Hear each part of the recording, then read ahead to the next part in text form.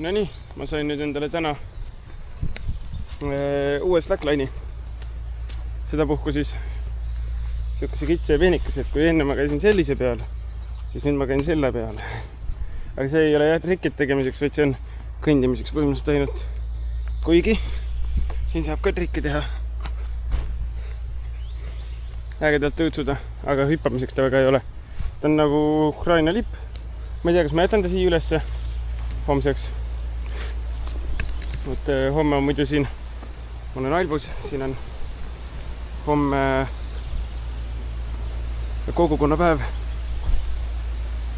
Aga ei tea veel. Vaatab. Või võtan homme kaasa ja panen eraldi üles veel. Aga kurat, see meeldib mulle. Oi, kuidas see meeldib mulle. Oi. Juba väga meeldib. Ma algul panin ta natuke liiga kõrgele, siis tõmbasin madalamale tagasi. See on 2 ratchetiga, ehk siis õnneks see on nii pikk liin, et ma praegu panin suht lühikeselt.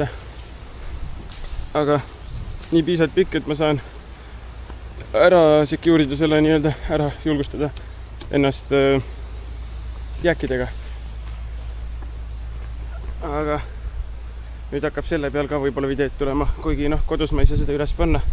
Või kui saan, siis peaks teise alla võtma, aga ma ei hakka teist ära võtma kodust.